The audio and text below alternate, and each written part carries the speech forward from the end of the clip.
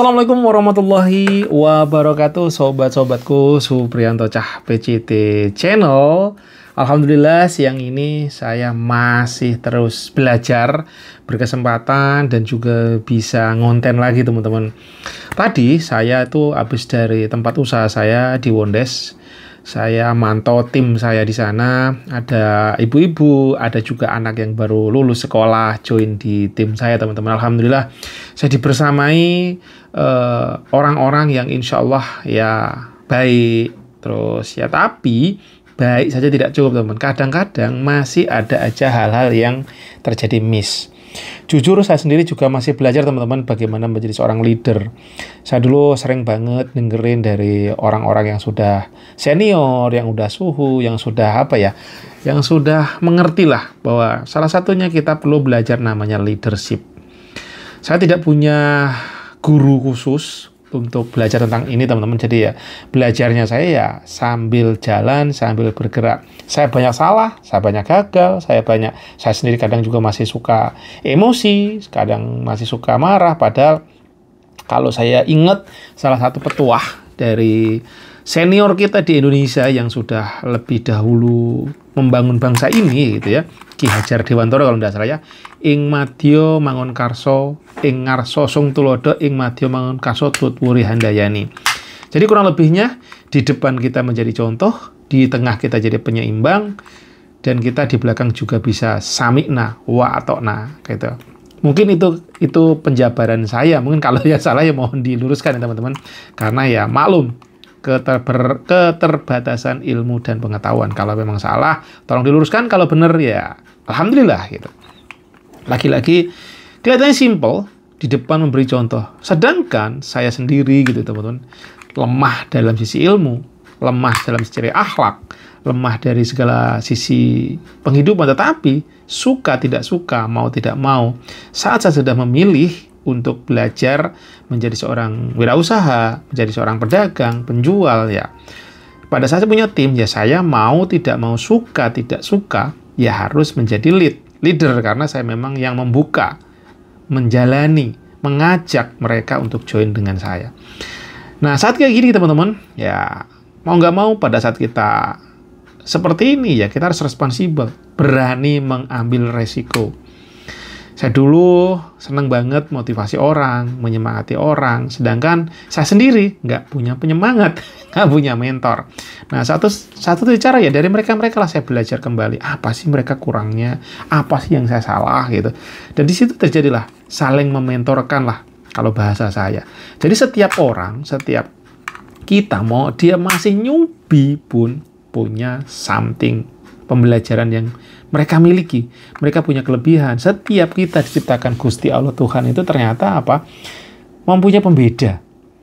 Dan dari sini kalau saya coba tarik gitu ya, setiap kita tuh ternyata punya pembeda tadi dan juga jadi kelebihan kita masing-masing. Artinya Tuhan tuh di sini kelihatan nampak. Wah, bener mahal luar biasa ya.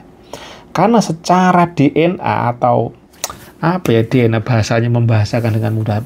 Dasar kita dari paling kecil pun itu kita tuh ada pembedanya teman-teman. Di tes secara ilmu, secara medis kita itu ada pembedanya. Nggak ada yang benar-benar identik. Walaupun kita kembar, selalu ada pembedanya. Di sini ternyata di situ kalau saya renungkan, wow, amazing ya, Tuhan bisa sampai memberikan setiap kita itu pembeda, artinya bisa jadi kelebihan, bisa jadi kekurangan. Dan cenderung arahnya kelebihan teman-teman. Mau kita orangnya bodoh, goblok sekalipun, kita punya pembeda. Sedangkan manusia tidak bisa menciptakan seperti itu teman-teman.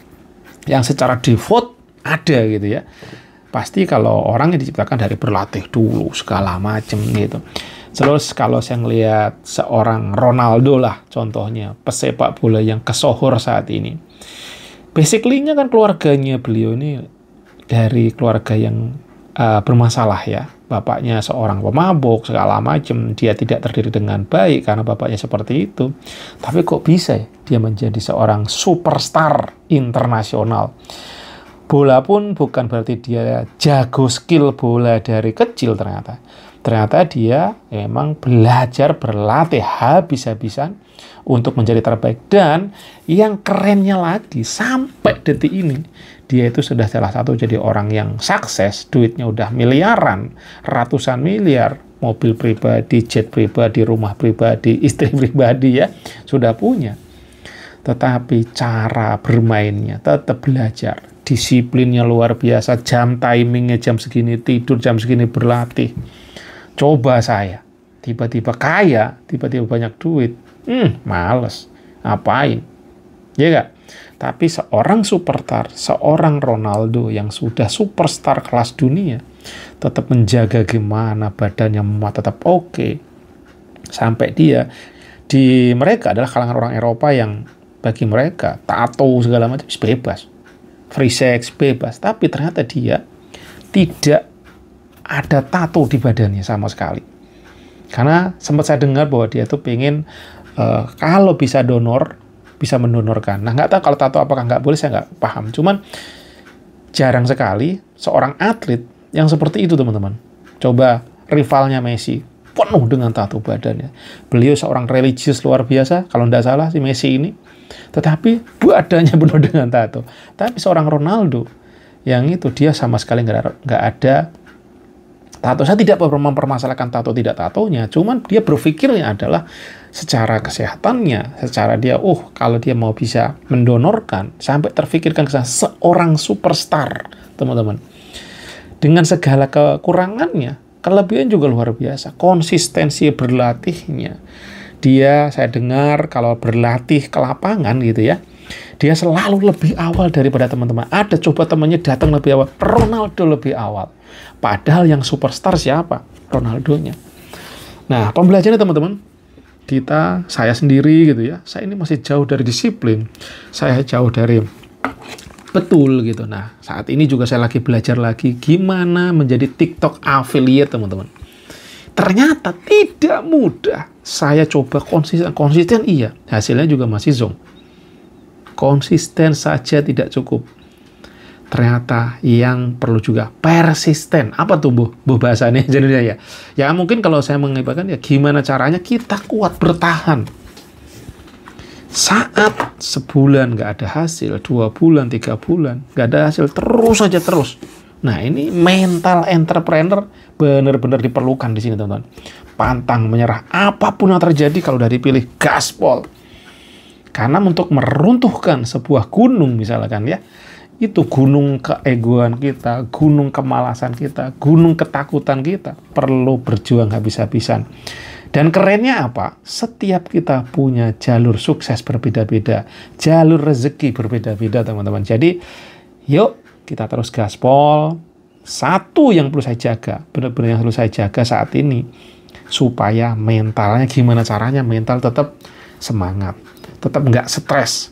Bayangkan, harus membayar hutang, harus mencicil bayaran, tapi duitnya belum ada. Stres yang terjadi, teman-teman. Nah, gimana caranya supaya nggak stres? Karena saya tetap kembali lagi berpegang seperti katanya Mas Oke, salah satu dari Magnet Money, dia mengatakan bahwasanya duit, rezeki, atau ya dibilang paling gampang ngomongnya duit, tidak suka orang-orang yang stres. Duit tidak suka orang-orang yang mumet.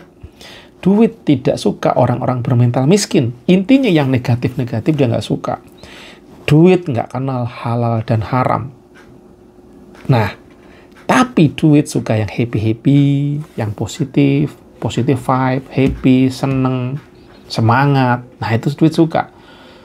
Terus kenapa kok bisa tempat-tempat yang haram, tempat-tempat yang dilarang, yang judi lah, yang tempat apalah, diskotik lah, itu kok rame duitnya? Ya karena tadi duit suka-suka yang ini. Jangan-jangan kita yang sudah merasa sudah benar, merasa doanya militan ke Tuhan gitu ya, kita mungkin duhanya jalan, tahajudnya jalan, tapi kok duit nggak datang-datang nih. Padahal jalur saya udah benar, jalurnya positif.